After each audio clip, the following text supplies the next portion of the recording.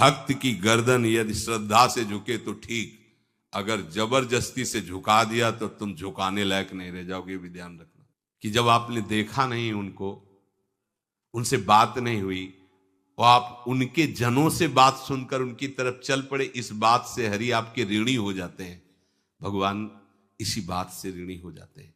बस ये बात आप हृदय में बैठा लीजिए। जैसे लोग प्रश्न करते हैं ना कि हमने भगवान को देखा नहीं, भगवान क्यों, हम कैसे, किसी की बात तो मान लो ना। आप मान लो, वो तो आपके अंदर भी बैठे हुए हैं, वो आपको इतना प्यार देने लगेंगे, जहां कोई सहायक नहीं होगा वहां हरि आपको दिखाई देंगे। देख लेना, बिगड़ी ऐसे क्षण में बन जाती है, ऐसा लगता है गला कटा तो वो तलवार गले तक आएगी, हार बनकर सुगंधित फूल बन जाएगी, पर गले तक आने आने तक तुम्हारी निष्ठा देखी जाएगी। नहीं नहीं, बस मेरे हरि का यही विधान, वो आते आते हार बन जाएगी, वो तलवार तुम्हारा गला नहीं काट पाएगी, क्योंकि गले में हरि नाम चल रहा है। मान लो हमारी महालक्ष्मी चरण चापती रहती, क्या चाहिए तुम्हें, क्या चाहिए। आप सच्ची मानिए, क्या मतलब कितनी मलिनता छा गई है। हम इसको मार देंगे तो 2 लाख रुपए मिल जाएंगे, ये कर देंगे तो, अरे भैया अगर तू हरि नाम जपेगा तो इसकी कीमत नहीं है, कीमत नहीं, अमूल्य वस्तु है। इसके ब्याज में तू कुबेर बन सकता है, मूल तो कभी खत्म होता ही नहीं है, ब्याज में तू ब्रह्मा बन सकता है। बनना तो चाहे, भक्तजन तो कहते हैं नहीं चाहिए मुझे ब्रह्मा का पद, परमेष्ठी पद, नहीं चाहिए सम्राट पद, नहीं चाहिए योग की सिद्धियां, मुझे प्रभु आपकी दास्ता चाहिए। ये बात कितना महासुख होगा उस भक्त को जो इन बातों को कह रहा है, नहीं चाहिए मुझे मोक्ष सुख नहीं चाहिए। वो ऐसे थोड़ी कह रहा है, श्रद्धा से नहीं कह रहा, अनुभूति से कह रहा है, मुझे नहीं चाहिए ये सब, इनमें वो सुख नहीं है जो आपके चरणों के समीप रहने में सुख है। नहीं सत्संग भजन नहीं हरि को, श्रवण न राम कथा अनुरागी, सुत बीत दार भवन ममता निसि सोवत अति न कबहु मति जागी। अरे तेरी बुद्धि सो रही है, जगा दे। पुत्र में, रुपया में, स्त्री में, मकान में, इसमें सबकी ममता होती है, सबकी, जितने सृष्टि में पैदा हुए, केवल सत्संगी की नहीं होती। जो असली सत्संगी है उसकी ममता प्रभु के चरणों में होती है, क्योंकि वो जानता है सब रूपों में प्रभु ही है, ये सब पसारा प्रभु का ही है, इसलिए ममता उसकी प्रभु के चरण। एक अहमता ममता ये जग में है दुख जाई, ये जब श्री जी की ओर लगे तो होत परम। जाग जा, बिना जागे दुख दूर नहीं हो सकता। जैसे स्वप्न में हम देख रहे हैं कि समुद्र में डूब रहे हैं, अब जागृत में आसपास सैकड़ों नाव लगा दें तो बच जाएगा क्या वो, क्योंकि वो तो सो रहा है और वो स्वप्न में देख रहा है। अब हम नाना प्रकार के तैराकों को बाहर तैनात रखें तो उसको कोई सुख मिलेगा क्या, क्योंकि वो स्वप्न में। उसको अगर सुखी करना है तो एक ही उपाय, जगा दे। जगा दो तो ना समुद्र रह गया ना डूबना रह गया। ऐसे ही संसार में मोह से ऐसे ग्रसित जीव है, भाई इतना ही सुखचार है, और उसी स्वप्न में वो दुख से निवृत्त होना चाहते हैं। अब हम बाहर से उनकी कामनाओं की पूर्ति करने वाली बात करें तो क्या वो सुखी हो जाएंगे क्या? इसीलिए कोई साधु जो भगवत मार्ग का पथिक है वो कभी सपोर्ट नहीं करेगा जाओ ऐसा, वो जाओ ऐसा ही है जैसे उस स्वप्न में समुद्र में डूब रहा है, बाहर से हम जल जहाज नाव तैराक सब लगा रहे हैं, लेकिन वो नहीं सुखी होगा, क्योंकि उसके सुख का कारण तब बनेगा जब स्वप्न हटे। स्वप्न तब हटेगा जब वो जागे। जो सपने सिर काटे कोई, बिन जागे दुख दूर न होई, तो उसको जगा दो। साधुजन क्या करते हैं? जगा देते हैं उसको। जागो, कहां मोह निशा सब सो निहारा, देखे स्वपन अनेक प्रकारा, यही जग जामिन जागे जोगी। योग भगवान से जो तुमने वियोग कर रखा है, तुम जगो। जे ही जगोगे तो जे ही जाने जग जाए हेराई, जागे जथा स्वपन भ्रम जाई। कोई नहीं यहां। एक कल श्लोक, मत्तः परतरम नान्यत किंचिदस्ति धनंजय, मेरे सिवा कोई नहीं। ये कब पता चलेगा? जागने पर। तो हमें ये बहुत कुछ दिखाई दे रहा है, स्वप्न है। उमा कहूं मैं अनुभव अपना, सत हरि भजन जगत सब सपना। तो बोले तुलसीदास हरि नाम सुधा तजी, सठ हठ पियत विषय विष मांगी। अगर कहीं संतों के पास भी गए तो क्या मांग रहे हैं? हठ करके विषय विष मांग रहे हैं। वो आत्मदेव नाम के एक ब्राह्मण थे, सब कुछ समृद्धि थी, संतान थी नहीं, बड़े दुखी गृहस्थी में। हमारा कुल चलाने वाला होना चाहिए। बड़ा भ्रम बैठा हुआ है, हमारा कुल चलाने वाला नहीं तो सब बेकार, जीवन ही बेकार हो गया। बिना गुरु के यदि शास्त्र पढ़ोगे ना तो भ्रमित हो जाओगे। स्पष्ट लिखा, पुत नाम के नरक की उसको प्राप्ति होती जिसके संतान नहीं होती। अब तो गृहस्थ में बेचारा पड़े परेशान। उन्होंने सोचा इससे अच्छा है आत्महत्या कर लें। बहुत संतों के पास जाकर के यज्ञ करके सब अपनी कामनाओं की पूर्ति चाहते, दान पुण्य दे करके। उसने भी जितना उपाय हुआ किया, नहीं हुई संतान। मरने के लिए वो जंगल में, उधर से एक सन्यासी जी आ रहे थे, देखा साधु तो ब्राह्मण तो थे, उठे प्रणाम किया। देखा उनको उदास क्यों हो? उनका महाराज उदास ही नहीं, मैं तो आत्महत्या करने आया हूं यहां जंगल में। अरे ये तो महापाप है, आत्महत्या तो बड़ी दुर्गति का कारण है। बोले महाराज अगर आप बचाना चाहते हो तो आप कृपा करो।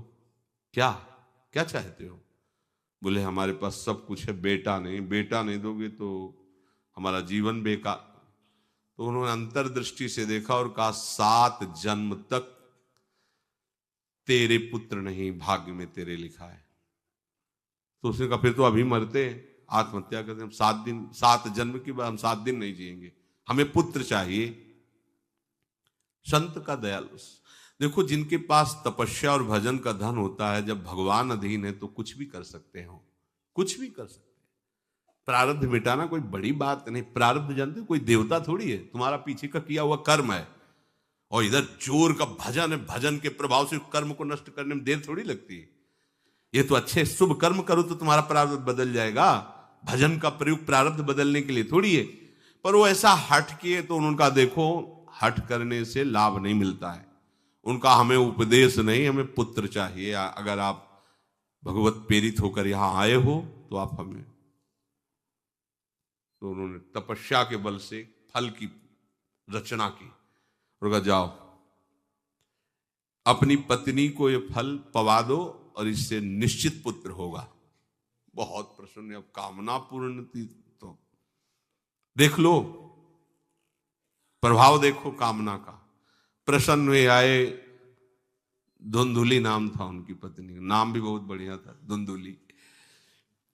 वो कहा कि देखो ये फल खा लो, तुम्हारी संतान हो जाएगी। बहुत मीठी बात बोलती थी, मृदुभाषी, कपट हृदय। अलग अलग क्षेत्र होता है, हृदय कपट और मुख में मीठी बात। बहुत संभल के व्यवहार करना चाहिए ऐसे लोगों से।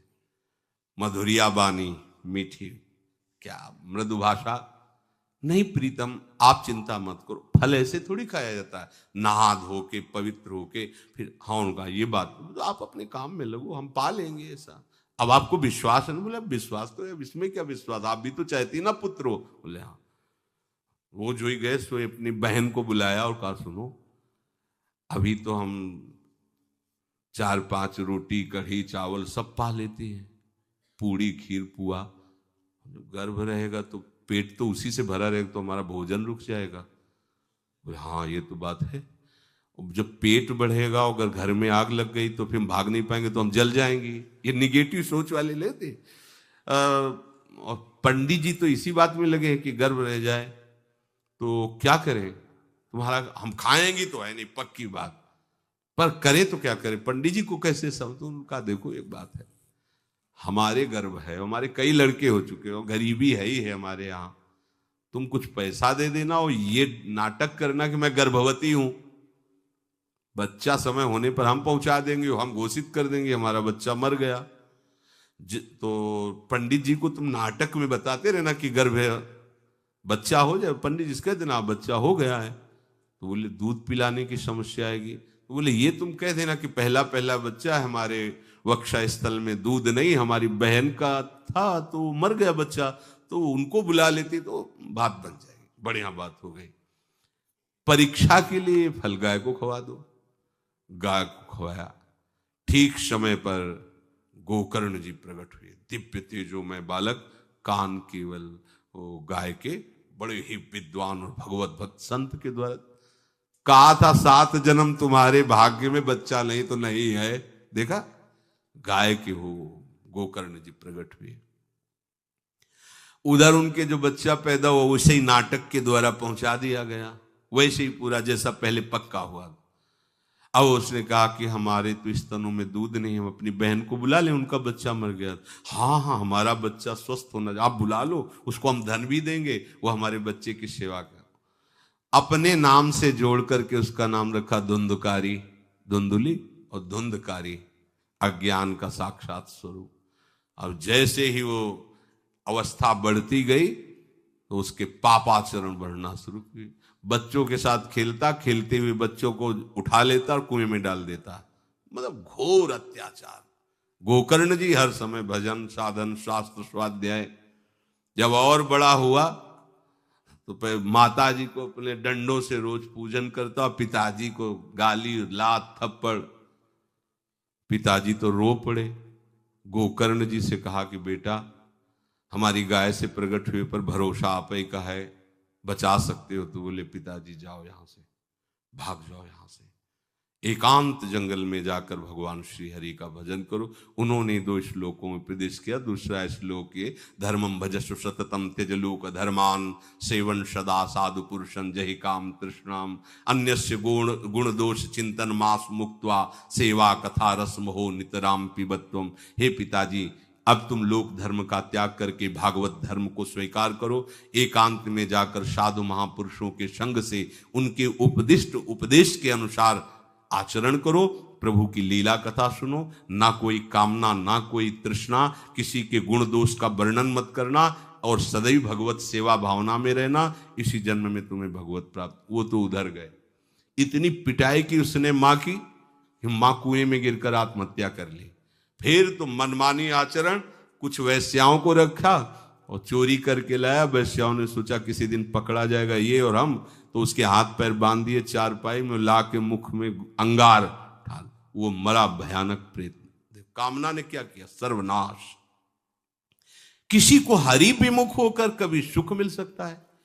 आप संतों के पास जाइए, अपनी कामना रखिए। हम ये नहीं कहते कि कामना तुम त्याग पाओगे, कामना रखिए, भगवान के पास जाइए, अपनी कामना रखिए, क्योंकि आप कामना से युक्त हैं। पर छूट इतनी दे दीजिए कि जिसमें हमारा मंगल हो वो करना। जैसे नारद जी भगवान से अपनी कामना रखते हैं कि हमारा ब्याह करवा दीजिए, और बाद में एक छूट दे देते हैं कि जेहि विधि होए नाथ हित मोरा।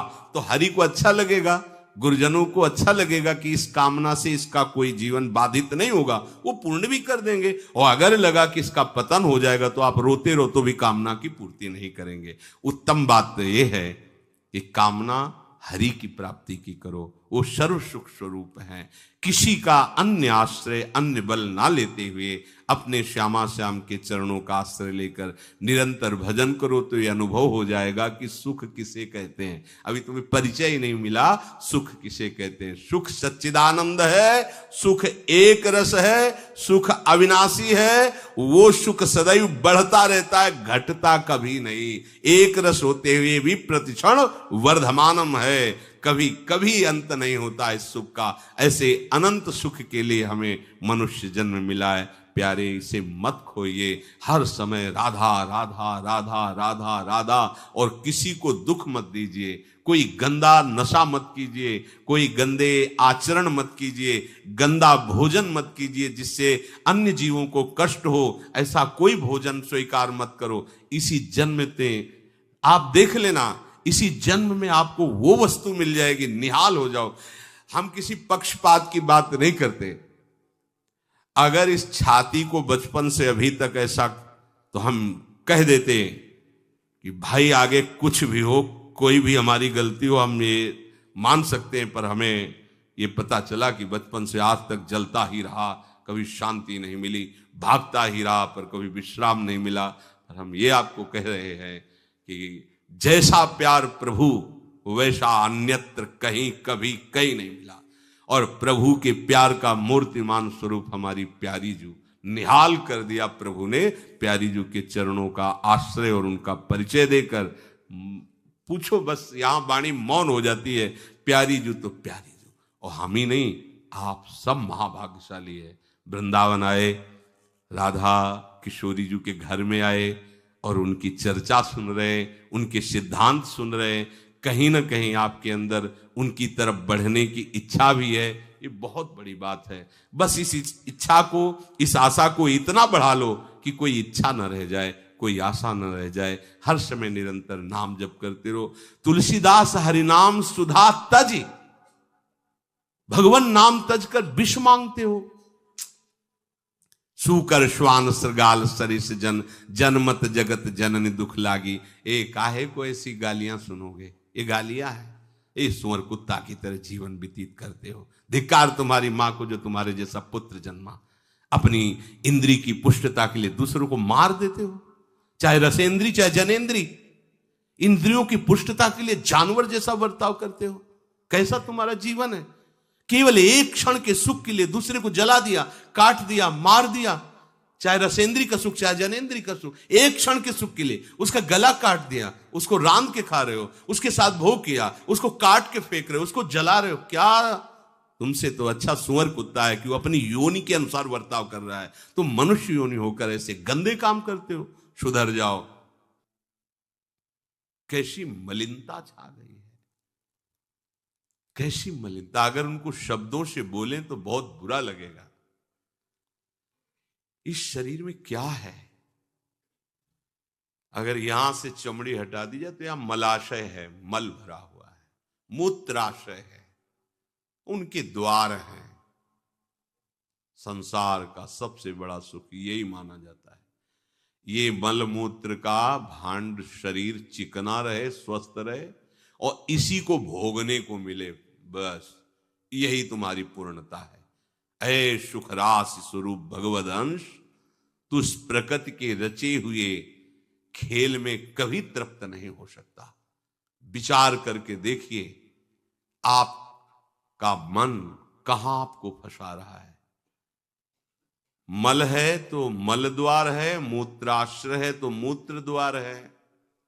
शरीर में कौन सी खास बात है। पूरा जीवन इस शरीर का केवल नाना प्रकार से भोग करना। रसेंद्री अपनी तरफ, घ्राणेंद्री, नेत्रेंद्री परेशान है। इसमें खास बात कौन सी है जिसमें तुम्हें तृप्ति लग रही है। कौन सी खास बात। अगर तुम मलमूत्र के द्वारों में खेल रहे हो तो मलमूत्र के कीड़े से बढ़कर तुम्हारी योग्यता नहीं। समझिए, आप समझिए, वो भी जीव है, भगवदंश, जो मलमूत्र का कीड़ा बना हुआ नालियों में डोल रहा है। तुम भी तो उसी नाली में तो डोल रहे हो। यदि भगवदंश होकर भगवान नाम जप नहीं कर रहे हो, अपने स्वरूप को नहीं समझ रहे हो, चिदानंद सुख की तरफ आकर्षित नहीं हो रहे हो, तो गोस्वामी जी कह रहे वे अभागी हैं। हम लोग अपने को बड़ा भाग्यवान कब मानते हैं। जब विषय भोगों की बाहुल्यता हो जाए। देखो कैसी बुद्धि भ्रमित हो गई है।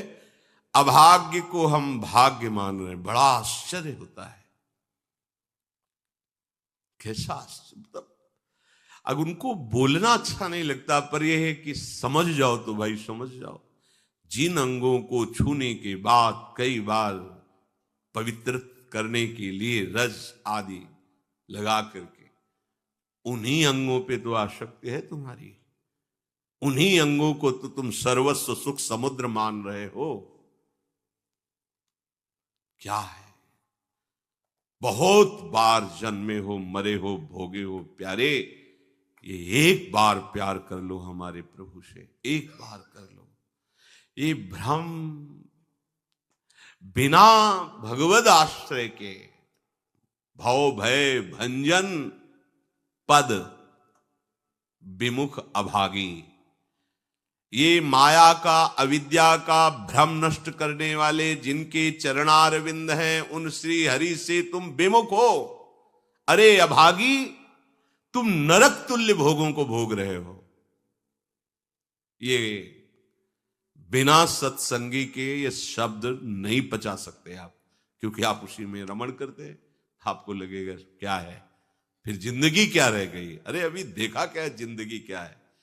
निहाल हो जाओगे, नाच पड़ोगे, मस्त हो जाओगे। किसी का कोई भय नहीं, कोई चाह नहीं। सौंदर्य समुद्र, प्रेम समुद्र, ज्ञान समुद्र जब प्रीतम गले लगाएंगे, निहाल हो जाओगे। पर चाह तो है मलमूत्र के शरीर को गले लगाने की। चाह है इसी को, ये स्वस्थ रहे, खूब विषयों को भोगूं। कैसी दुर्बुद्धि छा गई है, और बढ़ती चली जा रही है दुर्बुद्धि। ये ऐसी तृष्णा बढ़ती चली जा रही है, पूछो मत। सावधान हो जाओ प्यारे, बहुत कम समय है। तुम्हारा शरीर छीन लिया जाएगा, जबरदस्ती छीन लिया जाएगा। ना चाहते हुए तुम्हारे शरीर का नाश हो जाएगा। मान लीजिए एक चंद समय है, कुछ समय है, जिसे तुम 80 साल 100 साल समय ऐसे गए। ब्रह्मा जी के लोक में एक कमल की पंखुड़ी ऐसे छेदी जाए तो मृत्यु लोक का 1 वर्ष हो जाता है। कितना तुम्हारे पास समय। हमारी रात सोने में चली जाती है, दिन नाना प्रकार के भोगों के संग्रह के लिए, कमाई के लिए, भोगों के भोगने के चिंतन में चलिए। हमारा सच्चा जो मार्ग है, जो सत्य मार्ग है, जहां सुख मिलना है, हमारे पास समय नहीं उसके लिए।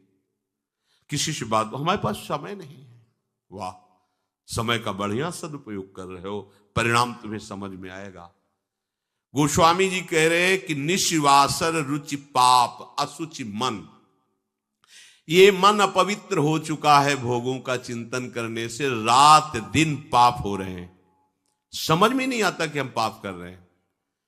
एक सेकंड में हमारे मन की वृत्ति दूसरे के दुख को दुख नहीं समझती, उसे दुख देकर सुख भोगने के लिए आज्ञा दे देती है। करो बस, जितनी सुंदरता संसार में उसके सबके मैं भोगता बन जाऊं। मलिन मन, यहां कुछ सुंदर है क्या? अगर एक दिन 10-20 बार सोच हो जाए, ऐसी दवा खवा दो, फिर उसी के देखो चेहरे की कांति कैसी हो जाएगी। अगर 2-3 दिन हालत चलती रही, देखने लायक नहीं रह जाएगा चेहरा। इसको तुम कुछ खास समझते हो? पानी का बुलबुला फूटने में देर नहीं लगती, पर तुम कमा क्या रहे हो? एक कर्म भूमि है, तुम यहां आए हो अच्छे कर्म करने के लिए, प्रभु की प्राप्ति के लिए, महासुख प्राप्ति के लिए। पर कह रहे निशिवासर रुचि पाप, रुचि पूर्वक पाप कर रहे हैं। छल पूर्वक आपने किसी का धन अपहरण कर लिया, किसी की हिंसा कर दी, व्यभिचार कर लिया। आप अपने मित्रों में बैठकर अहंकार पूर्वक बात करते, तुम्हें पता है मैंने इतने रुपए उड़ा दिए, उसको पता भी नहीं चलने दिया। पता है तुमने आज हमने उसके साथ एक गलत किया, कोई कुछ नहीं कर सकता। इतने वीर नहीं हो। वही कर्म तुम्हारा जब फलीभूत होगा, तुम्हें ब्रह्मा भी नहीं बचा पाएंगे, त्राहिमाम बोलने का अवसर भी नहीं रहेगा। देख लेना, देखने लायक नहीं रह जाओगे। सावधान हो जाओ। देखो ये सत्संग है तुम्हें सत्य वस्तु की अनुभूति कराने के लिए। तुम जहां असत में राख किए हो तो चुभेगा, तुम्हें जलन पैदा होगा। हम चाहते हैं कि तुम्हारे हृदय में ये बात लगे और तुम्हारी शूरवीरता जागृत हो, जो भगवद अंश की है, और तुम असत का त्याग करके भगवत मार्ग के पथिक बनो। खलिमति मलिन निगम पथ त्यागी। ये भगवत वाणी, गीता जी, श्रीमद् भागवत जी और भी भगवत प्रेमी महात्माओं के वचन, ये महासुख के लिए हैं। तुम इनका त्याग करके मनमानी आचरण कर रहे हो, बहुत समय नष्ट कर रहे हो, आप पछताना पड़ेगा। ऐ खल, अपनी मति को असत आचरणों में मत लगा, अपनी दुष्टता को मत बढ़ा और गर्व करता है कि मुझे कोई भी परास्त। तुम हो क्या? हो क्या तुम? एक सेकंड में दिल की गति रुक जाए, तुम हो क्या? कुछ नहीं हो, कुछ नहीं रोक सकते हो। सावधान हो जाओ, राधा राधा राधा। सावधान होकर चलोगे, महासुख स्वरूप तुम हो, तुम्हें किसी और सुख की जरूरत नहीं है।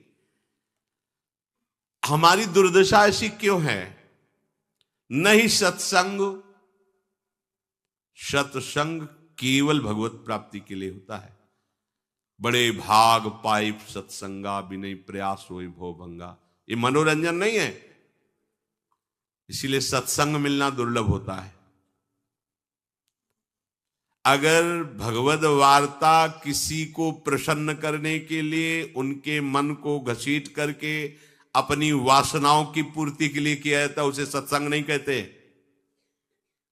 हम ऐसा बोले कि सामने वाला प्रभावित हो और अपनी जेब से पैसा निकाल के हमारे पास रख के हमारे ऊपर श्रद्धा करे, हमारा प्रणाम करे, हमारी यश कीर्ति हो, यह सत्संग नहीं है। हमारी बात मानकर सच्चिदानंद प्रभु में इसका मन लग जाए, संसार के भोगों से इसका मन हट करके अपने स्वरूप में स्थित हो, प्रभु में लगे, उसे सत्संग कहते हैं। भक्ति स्वतंत्र सकल सुख खानी, और बिनु सत्संग न पावई प्राणी। सत्संग का क्या फल है? हरि से प्रेम हो जाना, संसार का राग नष्ट हो जाना। सत्संग का सीधा फल है प्रभु से प्रेम होना। अगर प्रभु से प्रेम नहीं हो रहा, आपको अपने दोस्त सत्संग में बैठने पर जला नहीं रहे, तो सत्संग नहीं हो रहा, मनोरंजन हो रहा है।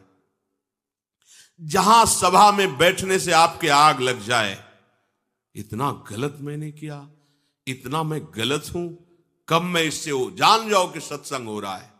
जहां श्रवण से आपका हृदय दाह युक्त होने लगे, धिक्कार हमारे जीवन को, मैंने ऐसा किया, धिक्कार हमारे जीवन को, मैं कैसा जी रहा हूं, कब ऐसा अवसर आएगा जैसा बताया जा रहा है मैं ऐसा चलूं, मतलब सत्संग हो रहा है। नहीं सत्संग, और इसका फल हरि भजन। तो बोले भजन नहीं हरि को। आप इतना दान करें आपको इतने गुना मिलेगा, आप ऐसा करें ऐसा हो जाएगा, 100 में 10 रुपए दान करें 90 आपके पवित्र हो जाए। सत्संग नहीं, ये सत्संग नहीं। 100 में 90 अपने मानिए और 10 हमें दे दीजिए, इसे सत्संग नहीं कहते। 100 के 100 का अभिमान त्याग कर प्रभु के चरणों, वो 100 है, 100 को स्वीकार मत करो तो जीवित रहोगे, 100 को स्वीकार कर लिया तो 100 हो जाओगे। 100 का मतलब समझते हो? जिन हरि भगत हृदय नहीं आनी, जीवित 100 समान ते प्राणी। जीवित 100 जिंदा मुर्दे के समान, ते नर नरक रूप जीवत जग। किसी भी वस्तु का अहम और ममत्व न रह जाए और प्रभु में, यह सत्संग का स्वरूप। सत्संग का स्वरूप तुम्हारे मन को खुशी नहीं, तुम्हारे मन को मार देगा। सत्संग का स्वरूप तुम्हारे मन को मार करके सच्चिदानंद प्रभु में लगा देगा। महाभागवतों के वचन, भगवान की वाणी तुम्हें भगवत स्वरूप में स्थित करेगी, प्रपंच का बढ़ावा नहीं। इससे प्रपंच का बढ़ावा होता है। गंदी नाली से हाथ धोगे तो तुम्हारे हाथ पवित्र हो जाएंगे, ये गंदी नाली।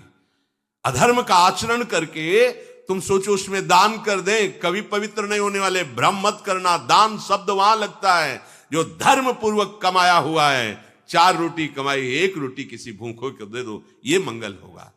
पापाचरण करके, हिंसा करके, व्यभिचार करके, छल कपट करके कमाओ और उसके बाद सोचो दान लगेगा ही नहीं। और जो स्वीकार करता है, अधर्म का सहायक होता है, वो दोनों को दंड मिलेगा, दोनों को दंड मिलेगा। बहुत सावधान। सत्संग हमारे नाना प्रकार की वासनाओं का नाश करता है, वासनाओं को बढ़ावा नहीं देता। आप ऐसा करो, गृहस्थ हो, दान धर्म से युक्त हो जाओ।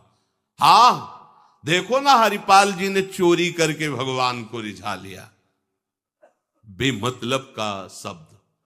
हरिपाल जी ने सर्वस्व समर्पित करके प्राणपण प्रभु की सेवा, साधु सेवा का भाव लेकर के फिर वहां खड़े होते थे कि इसका भी मंगल हो जाएगा, जो भगवत भी। अगर रामकृष्ण बोल दिया तो बोले नहीं। अपने सुख के लिए नहीं, अपने सर्वस्व का न्यौछावर करके कोई ऐसा दिखाई दिया जो रामकृष्ण हरि से विमुख है, उसका अर्थ लेकर संत सेवा में लगा दिया। पहले अपना सर्वस्व नाश करो, समर्पित करो, फिर देखो तुम्हारे अंदर स्थिति क्या आती है, फिर उसके अनुसार चलो। देखे, बेईमानी को दान नहीं कहते, बेईमानी को धर्म नहीं कहते, ये भ्रम मत करना। कभी ऐसा दान भी मत करना, नहीं तो दुर्गति से बच नहीं सकते कि हमने अमुक रुपए कमाए पापाचरण से, चलो संतों का भंडारा कर देते। सैकड़ों संतों की बुद्धि भजन से बिलक करने का जो पाप होगा तुम भोग नहीं पाओगे। मत देना कभी संतों को, जो तुम्हारा पाप का कमाया हुआ धन हो, कभी मत देना संतों को। उन्होंने जीवन अर्पित किया प्रभु के लिए। अगर तुम्हें पवित्र होना है तो प्रणाम करो, उनकी बात मानो, इसी से तुम्हारा मंगल हो जाएगा। और धर्म से यदि कमाया है, 4 रोटी है, 1 दे दो, मंगल हो जाएगा। बात इस तरह से। सत्संग का फल सीधा भगवत स्वरूप में स्थित होना, प्रपंच का बढ़ावा देना नहीं। मन को विचार के द्वारा दोष पैदा करके या इधर राग पैदा करके प्रभु की तरफ हटाओ। दूसरी बात ये, नियम की बड़ी मार मन पे पड़ती है। मन को मारने के लिए नियम का बहुत पालन करना जरूरी है। आप अपनी दिनचर्या ऐसी बनाएं, या गुरुजनों से जो पास हुई दिनचर्या है, आपके पास प्रातः काल से शयन काल तक 1 मिनट भी खाली नहीं होना चाहिए। ये आप देख लो, जो अभी तक चर्चा हुई वो पूरे संसार में दोष दृष्टि करके भोगों के प्रति या प्रभु पे महत्व बुद्धि करके छोड़ दो, राग छोड़ो। वास्तविक कहीं सुख नहीं है। आप लोग देख लीजिए, विवेक से देख लीजिए, अभी तक सब वही करते रहे जन्म जन्मांतर। अब हमको मन की ये जो बलवान वृत्ति है, प्रमथन स्वभाव वाली वृत्ति है, इस पर अंकुश करना है। कैसे करना है? प्रातः काल जगने से लेकर शयन तक 1 मिनट भी आपका खाली नहीं होना चाहिए, आपकी दिनचर्या में होना चाहिए। नियमित दिनचर्या बनवा लीजिए या बना लीजिए अपने बड़ों से, अपने पूज्यजनों से पास हमारी ये दिनचर्या, जीवन में उसका उल्लंघन नहीं होना चाहिए। ऐसी दिनचर्या नहीं, कागज वाली दिनचर्या नहीं, आपकी वास्तविक दिनचर्या जो है वही होनी चाहिए। जिस समय जो आदेश हुआ है कार्य का, आपको उसी समय वही कार्य करना है। इससे मन तुम्हारा मरेगा, मन के अनुसार। यहां क्या है कि रोज सुनते, आज नहीं सुनेंगे सत्संग, क्या है सुबह तक, रोज वाणी पाठ में जाते नहीं जाए, 6 बजे तक सो रहे हैं, शाम के रात्रि तक, या जैसा, ये ठीक नहीं। चलो आज ऐसा कर ले, नहीं ठीक नहीं, जो नियम दिया गया वैसे ही चलो। अगर नियम से चलोगे तो उससे लाभ क्या मिलेगा? एक तो परमानंद की तरफ बढ़ रहे हो, दूसरी बात आपका मन मरेगा। मन नियम से मरता है। इस मन का स्वभाव बदल जाएगा यदि आप नियमवर्ती बनोगे। नियमानुवर्तिता से मन आपके अधीन होगा। नियम बनाओ आप। नियम अगर आपने नहीं बनाया तो परमार्थ की चढ़ाई पर नहीं चढ़ सकते हो। परमार्थ में आज तक उसी को लाभ मिला है जो नियम से चला है। किसी ने पूछा किसी से कि क्या नियम है आपके, तो उनका हमारे संप्रदाय में तो नियम है ही नहीं। गजब की बात कह दी। यहां का जो नेम है वो प्रेम से शासित है। प्राण चले जाएं पर वो नेम छोड़ सकते हैं? देखो ना, मन क्रम वचन त्रिशुद्ध सकल मत, नेम नहीं है। जो अब कह रहे हैं उसी के अनुसार जीवन चलाना है। प्रियालाल के सुख का नेम, प्रियालाल के नाम जप का नेम। प्रियालाल हमारे यहाँ कोई नियम ही नहीं, मतलब खाओ पियो पड़े रहो केवल से। आप समझो, समझ के बोलो, ऐसे किसी को मत बोलो। परमार्थ में आज तक जिसको भी लाभ मिला है नियम से चलने वाले को प्राप्त हुआ है। इष्ट आराधना में जो जो आपको नियम मिले हैं उनमें शिथिलता नहीं होनी चाहिए, और बहुत काल तक एक नियम में चलने वाले को सिद्धि प्राप्त हो जाती है। जिस स्थान पर, जिस आसन पर, जिस समय पर जो मंत्र जितना, वो नियम होना चाहिए। ऐसा नहीं कि आज 20 माला जप लिया तो कल 10 माला जप कर लिया तो 2 दिन जपा ही नहीं फिर आगे, ऐसे नहीं होता। एक नियमानुवर्तिता। 5 मिनट का भी अंतर आपके नियम में जब नहीं पड़ने लगेगा, नियमित नियत समय, यह संतों में देखा गया है। जय बजे उठना, जय बजे शयन, जय बजे उनकी जो दिनचर्या, एक दिन अगर देख लो तो दूसरे दिन तुम कह सकते हो इस समय ये साधन कर रहे होंगे, क्योंकि उनका नियम है, वो वैसे ही मिलेंगे। बड़े बड़े महापुरुषों में देखा गया है। ये 2 बजे के जगने का समय तो मतलब जैसे लगभग विषयी पुरुष सब सोते हैं, ऐसे लगभग जो भगवत प्राप्ति की लगन वाले साधु 2 बजे जग जाते हैं सब। ये नहीं कोई आश्चर्य की बात नहीं है, हमने देखा है गंगा के किनारे जैसे ब्रह्म 2 बजे शुरू हो जाता है, कुआं से जल अर्चना और सब दिनचर्या, गंगा नहाने के लिए फिर जाना, बाद में यहीं से स्नान करके फिर बाद में गंगा स्नान करने जाना। जो अनियमित साधन करता है, यद्यपि साधन अविनाशी, पर मन मरेगा नहीं, मन अधीन नहीं होगा, ध्यान रखना। अनियमित, नियमित, आज 1 घंटे बैठे, कल 30 मिनट बैठे, परसों 10 मिनट और फिर आगे बैठे ही नहीं 2-4 दिन, बिल्कुल नहीं, ऐसा नहीं। चाहे 10 मिनट से शुरुआत करो तो 11 होना चाहिए, कभी 9 नहीं होना चाहिए। और बार बार दिनचर्या का परिवर्तन नहीं होना चाहिए, मंत्र का परिवर्तन नहीं होना चाहिए, नाम का परिवर्तन नहीं होना चाहिए, खाने पीने का, शयन का, जगने का बिल्कुल नियत समय होना चाहिए मन को वश में करने के लिए। ये जो लोग ने कि जब जहां जैसे आया चिड़िया की तरह चुनते रहते हैं, कुछ लोगों को तो देखा है, यहां तो थोड़ा शासन है। सत्संग में भी बोतल खोली, एक घूंट ऐसे थोड़ी थोड़ी देर पर, अरे मर थोड़ी जाओगे, अमृत बरस रहा भगवत चर्चा, उसका पान करो। चिड़िया की तरह कभी ऐसे जेब में डाले, वो रंगीन पुड़ियों नहीं होती ऐसे थैली, निकाला, भुजिया चवा 2 पानी, ऐसे मर थोड़ी जाओगे। एक बार भोजन डाल दो, प्राण पोषण होता रहेगा, एक बार नहीं 2 बार से। इसके बाद ज्यादा ये नहीं होना चाहिए, थोड़ा ये पाया, थोड़ा वो पाया, थोड़ा प्रसाद में मिले प्रणाम कर लिया, जरा चख लिया, रख लिया, और जब प्रसाद पाएंगे तब पा लिया। बार बार खान पान से भजन में विक्षेप पहुंचता है। अगर मन को मारना है, भगवत प्राप्ति करना है, तो खान पान का समय, शयन का समय, शयन का समय मानो आप 9 बजे से 2 बजे तक, 9 बजे आप सैया पर होना चाहिए।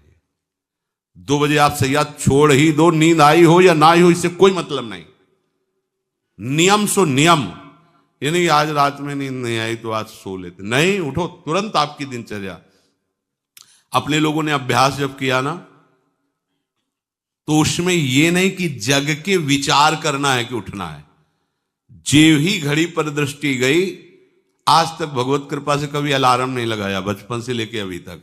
मिले ही ले घड़ी तो अलार्म क्या लगाए, गग्गा के लिए घड़ी लेके कौन घड़ी देगा, गरीब किसानों के। एक समय निश्चित, 5-10 मिनट के अंतर की बात नहीं कहते, तुरंत वस्त्र हटाओ, तुरंत। ये नहीं कि ओढ़ के ध्यान करेंगे, वो ध्यान नहीं होगा, वो सो जाओगे। वो पहले अगर सर्दी के समय हटा दिया, ऐसे खुले बैठो, ठंडी लगेगी। अब नाम जप करो जितनी देर तुम्हारा नियम हो, नहीं तो चलो अपना शौच स्नान पवित्रता, फिर उस शयन वाले आसन पे न बैठे। अगर फिर नहा धो करके बैठ जाओगे तो एक नींद पूरी और हो जाएगी उसमें। और प्राय लोग यही करते ना कि पहले तो बोले नहाने धोने की जरूरत नहीं, नाम जप कर लेंगे, उसी में बैठे।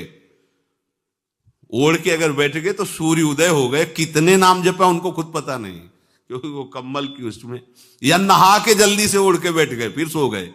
ऐसे साधना नहीं होती। स्नान करने के बाद फिर आसन में बैठ कर बहुत साधारण अवस्था, ऐसा नहीं कि खूब गरम गरम कंबल ऐसे ओढ़, नहीं, ठंडी लगनी चाहिए, ऐसे शांत बैठ, आंख खुली। ध्यान नहीं करना चाहिए, आंतरिक ध्यान करो। आंख मूंद ली ना तो सुषुप्ति में पहुंच जाओगे। ध्यान पूर्वक ऐसे, जैसे चातक स्वाति के बूंद को निहारता है। भागवत में आया कि कैसे श्रोता होना चाहिए, वक्ता के प्रति चातक दृष्टि से देखते हुए एक एक शब्द श्रवणेंद्री से वो पान कर रहा है, ऐसे शांत तो एकदम देखते हुए ऐसे पान। श्रोता सोई परम सुजान, सुनत चित रति करे।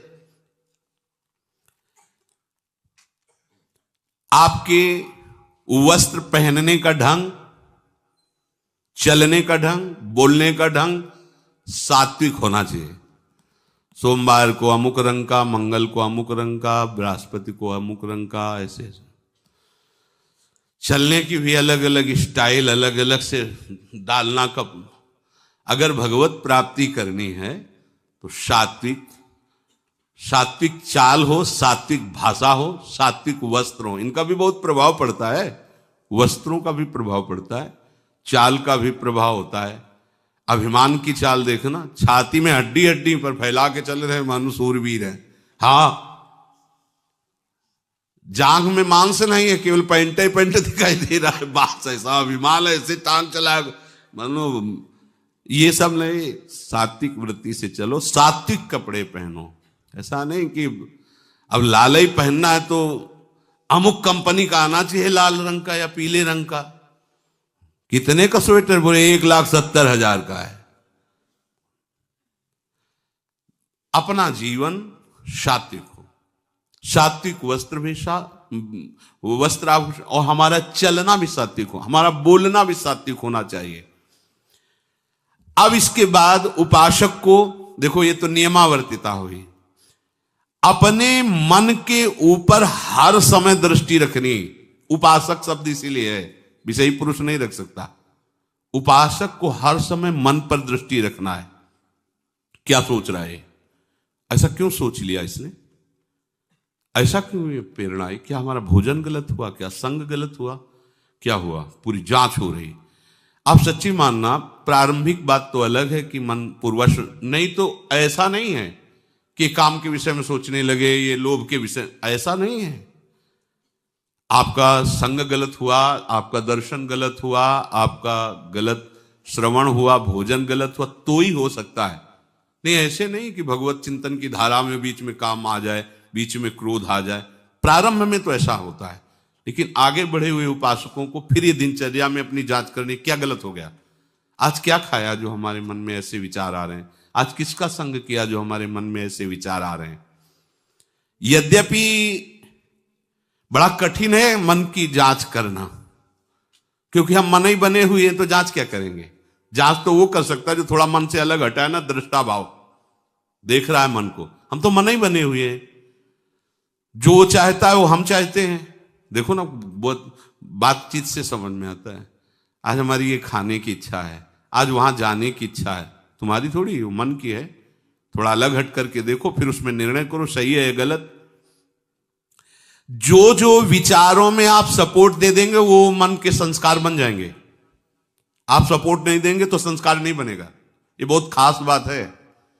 जब आप भजन में बैठे हो, साधन में, या चलते फिरते, उठते बैठते, ये जो शास्त्र विरुद्ध गंदी स्फुरणा दे, आप बिल्कुल इसको सपोर्ट मत करना, नहीं ये संस्कार बना देगा। फिर वो आपके न चाहने पर भी आपको परेशान करेगा। और यदि आप बिल्कुल उदासीन रहे, जैसे पागल आदमी पीछे बोलता चला जाए, आप कुछ मत बोलो, वो दूसरी दिशा में चला जाएगा, ऐसे ही मन शांत हो जाएगा आपका। ये आपको फेंकता रहे, आप परेशान मत होना, ये फेंकता रहेगा जो उसने जमा किया है, फिर शांत हो जाएगा, फिर नष्ट हो जाएगा, उसका विषय स्फुरण नष्ट हो जाएगा। अगर कहीं मन भगवत संबंधी सलाह दे तो उसको दुलार करना चाहिए, सराहना कर, वाह आज आपने बहुत सुंदर बात। मन आपको कभी कभी अच्छी सलाह दे, और जहां आपको बुरी सलाह देने लगे तो फिर उसको धिक्कार दो कि प्रभु से बढ़कर तुमको ये लगा, प्रभु के नाम रूप से बढ़कर लगा। अंदर होना चाहिए, बाहर भले मत। ऐसे होगे ना, वो सुधरने लगेगा। बस ये अच्छे से ध्यान रखो, जब ये गलत प्रेरणा करे तो या तो एकदम उदासीन, और या फिर इसको डांट लगा दो, प्रभु की तरफ चलना है, क्या गंदी बात अंदर। नहीं नहीं, अभ्यास से मन असत कार्यों को छोड़कर भगवत कार्यों में लगने लगेगा। धीरे धीरे जब इसको स्वाद मिलेगा तो पूरा का पूरा ये आपके अधीन होने लगे। ऐसा नहीं है कि मन वश में नहीं, मन वश में की वश की बात, मन की ताकत नहीं होती कि विषयों में चला जाए। आप करके तो देखो भजन, नहीं ऐसा होता तो पूरा जीवन बर्बाद हो जाए। फिर वो मन ही वश में नहीं होता फिर क्या? नहीं, ऐसा नहीं। पूरे जीवन को पढ़ा है। साधु की सबसे बड़ी पढ़ाई मन की होती है, वो मन को पढ़ता है। पूरे जीवन मन को पढ़ा है उसने, देखा है मन अब क्या परिवर्तन, अब क्या परिवर्तन, अब क्या स्थिति, अब क्या स्थिति। सच्ची मानिए एक दिन मन मनमोहन बनकर के अनुभव करा देता है। कहीं और अनुभव नहीं होता, इसी में अनुभव होता है। निहाल कर देता है, धन्य धन्य कर देता है। बस इसके असत वासनाओं, असत चेष्टाओं, असत स्फुरणाओं का आप साथ न दें तो ये आपसे अलग हो नहीं सकता, ये भगवदानंद में डुबो देगा। इसे अधिक से अधिक भगवत चर्चा सुनाओ, इसे अधिक से अधिक प्रभु की छवि के दर्शन कराओ। देखो, भरो, मन में भरो, खूब भगवत चर्चा करो। प्रभु की श्री विग्रह, आप जिस कमरे में शयन करते हो उस कमरे में कहीं भी कोई सांसारिकता नहीं होनी चाहिए। परिवार की फोटो या किसी अन्य आकर्षणकारी वैभवशाली की फोटो, ऐसा नहीं। या कोई अपने आराध्य देव गुरुदेव संत भगवान, एक से एक भगवत प्रेमी महात्मा, उनकी संतों की छवि, प्रियालाल की छवि, जिधर दृष्टि जाए भगवत स्मृति में लगा दे।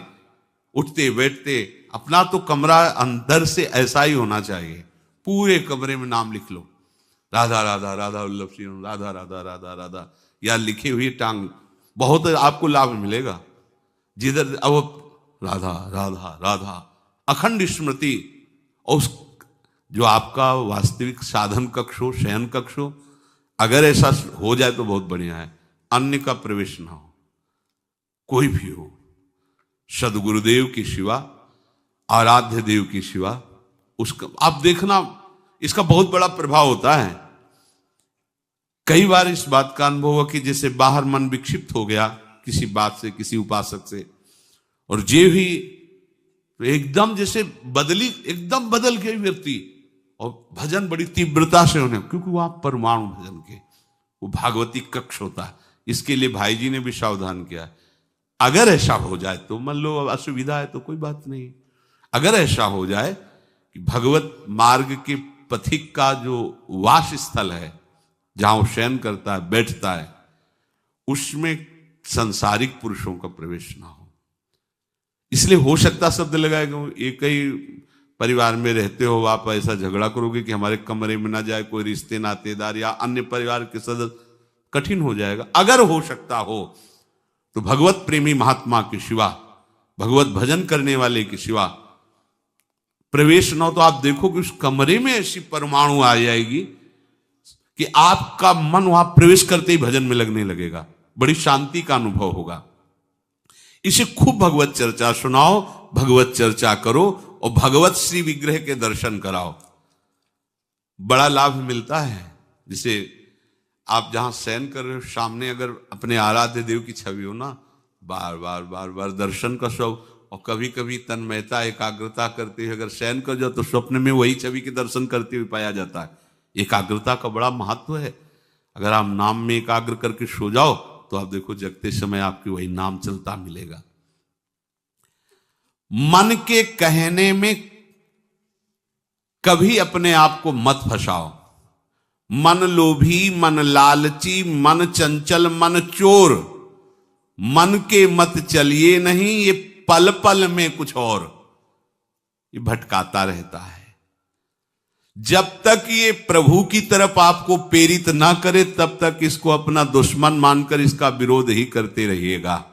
मन का जैसे अपने दुश्मन के प्रत्येक कार्य पर निगरानी करने वाला दुश्मन के प्रहार से बच जाता है, क्योंकि हर क्षण वो सावधान रहता है, वैसे ही जो उपासक मन पर नजर रखकर इसे दुश्मन के भाव से देखता है वो सावधान रहता है और मन के प्रहार से बच जाता है। जहां कहीं ये उल्टा आपको ले जाने के लिए करे, बस इसकी सुनना नहीं, बिल्कुल इसके विरोध में हो जाना। ये बड़ा बलवान है पर तुमसे बड़ा नहीं, ध्यान रखना। ये तुम ही से बलवान है, तुम ही से खा पी के तुम्ही को पटकेगा अगर इसके अनुकूल रहे। और अगर आप अपने, तो ये इसकी ताकत नहीं आपको गिरा दे, क्योंकि बिना सपोर्ट के आपके कुछ नहीं कर सकता। पक्का आप सपोर्ट मत कीजिए, ये आपका कुछ नहीं बिगाड़ेगा, पर इसका स्वभाव है कि एक क्षण में अपने अनुकूल कर लेना। जहां दिखाया कि हम आपको ऐसा सुख प्रदान करेंगे, जल रहे हो ना, अभी आनंदित हो जाओगे तो आप दस्तखत कर दोगे, जी बस वो ले गया। आपके दस्तखत के बिना कुछ नहीं कर सकता। कई बार इससे उपासक को हारना होगा, क्योंकि बताया नहीं वो दस्तखत करवा लेगा, पर तुम साहस मत छोड़ना इसके परास्त करने का। सैकड़ों बार ये हराता है।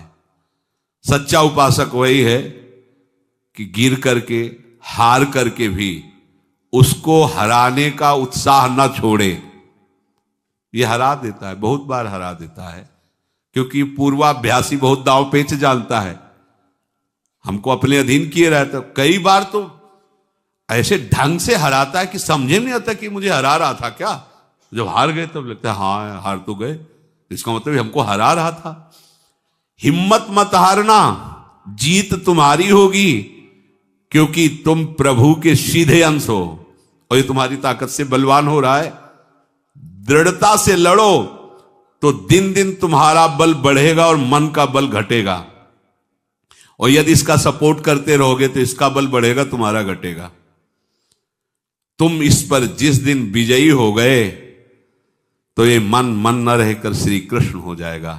पर ध्यान रखना, ये बहुत चतुर है। ये कभी डरवाएगा तुमको, फिर अपने अधीन करेगा। ऐसा ही होता है। कभी फुसलाएगा, कभी लालच देगा, कभी बड़े सुख का प्रलोभन देगा, परंतु तुम इसके धोखे में मत आना। भूल कर इसका विश्वास न करना। अपनी हिम्मत टूटने न पावे, लड़ने में कमी न होने पावे, इससे लड़ाई लड़नी। यहां हम मन से तो लड़ते नहीं, बाहर झगड़ा करते घूम रहे। इससे लड़ो, ये बेईमान जो हमको परास्त कर रहा है। अंत में आप देखोगे आपकी आज्ञा पर खड़ा हो जाएगा हाथ जोड़। अब जैसा ये विश्वासी सेवक बन जाएगा। मन को कभी निकम्मा मत रहने दो। अब तो सब हो गया, वाणी पाठ भी हो गया सब। 3 घंटे तो कोई बात है नहीं, 3:30 बजे शाम के जाना है। 3 घंटे में वो इतना मसाला एकत्रित कर देगा कि 3 महीने में तुम सत्संग के द्वारा उतना सामग्री नहीं एकत्रित कर पाओगे उसको हराने के लिए। बहुत चतुर है, इसको खाली मत रहना। एक आदमी ने भूत सिद्ध किया, भूत सिद्ध हो गए। भूत ने कहा कि काम बताओ हमें, अमुक काम। एक क्षण में कराया। और बताओ। और क्या बताएं? बोले काम नहीं बताओगे तो उठा पटक देंगे तुम्हें, हम तुम्हें मार देंगे हम। वो जो भूत सिद्ध करने के लिए मंत्र दिया था, वो गुरु के पास गया। बोले महाराज वो तो कह रहा मार डालेंगे अगर काम नहीं बताओगे। ठीक है, एक लंबा बांस खड़ा कर दिया और कहा इस भूत को आदेश करो, इस पे उतरो चढ़ो। जब तक हम कोई काम ना बताएं तो यही तुम्हारे ऊपर का विषय। बस ऐसे ही मन भूत है, उठा पटक देगा आपको किसी न किसी विषय में। इसको काम बताओ, क्या? राधे श्याम राधे श्याम राधे श्याम। चढ़ते उतरते रहो, ऐसे नाम में चलते रहो। जब और कोई काम होगा तो बताएंगे, चलो सेवा कर लो, बाड़ी पाठ कर लो। नहीं है ना, राधे श्याम राधे श्याम राधे श्याम। पक्का समझो भूत है, मार देगा तुम्हें। अगर राधे श्याम रूपी बांस में इसे चढ़ाओगे, उतारोगे नहीं तो पटक देगा किसी न किसी विषय में। फिर छाती जलेगी, दिमाग खराब होगा, डिप्रेशन में पहुंच जाओगे। ये ऐसे ऐसे कर्म करवा देता है कि लगता है अब भी इसकी जरूरत है। प्रभु के होके, प्रभु का नाम जप करके, प्रभु के मार्ग में अब भी इसकी जरूरत है। जो तुमने किया, जो तुमने सोचा, जो तुम सोच रहे हो, इसकी जरूरत है। बहुत सावधान, नाम कभी छूटे ना इसको। उसमें ये निकम्मा मन बर्बाद कर देता है। निकम्मा रहोगे तो इधर उधर की बातें सोचेगा, एक और बात बता दें, जब तक नींद ना आवे तब तक लेट करके भजन मत करना। किडनी थोड़ी खराब है तुम्हारी कि तुम्हें बैठने में परेशानी। अपने लोगों ने ऐसा किया है कि अब जैसे रात्रि में है माला लेके बैठ गए, अब नींद नहीं आ रही है तब तक माला चल रहा है, भजन चल रहा है। जब नींद आने लगी धीरे से लेट गए, माला छाती में रखा है, अगल बगल कोई अपने माला में ही है। अब लेट करके कि नींद का इंतजार, तो नींद तो आए कि ना आए, लेकिन ये क्या क्या प्रोग्राम आ जाएगा वो आप देख लो। नए साधक सावधान नहीं रहते तो दुर्दशा अपनी कर लेते हैं क्रियाओं के द्वारा, अन्य चेष्टाओं के द्वारा। शयन के समय बहुत सावधान रहने की जरूरत है। दिन भर तो आपको ऐसी सेवाएं मिली हैं, ऐसे साधन मिले हैं जो भगवदानंद में डुबोने के लिए पर्याप्त हैं, लेकिन जो आपका पर्सनल समय है उस समय आप सावधान रहना। अब आप फुर्सत में लेट गए, जे भी फुर्सत सोच के लेटे कि सब हो गया, अब उसका प्रोग्राम शुरू मन का। अब आपकी इधर उधर चित्तवृत्ति, फिर मोबाइल जो पास है तो फिर क्या कहना है, मन को तो मानो अमृत मिल गया, वो आपको प्रेरित करेगा। जहां आपने कोई गेम ये वो नौटंकी नाटक की, जहां बस उसको मसाला मिल गया वो आप काफी है, वो आपको ऐसी जगह पहुंचा देगा कि सुबह दिनचर्या में हाजिर नहीं हो पाओगे। कहां है वो? बोले अभी तो आया ही नहीं वो। क्यों? मन ने उसको परास्त कर दिया, इसलिए नहीं आया। बहुत सावधान। ये निकम्मा रहेगा तो बुरी बुरी बातें सोचेगा। खास बात है दिन भर सावधान रह सकते हो माना, लेकिन शयन के समय जब आप अपनी सैया पे गए, अब होश ठिकाने रखो, बिल्कुल सावधान।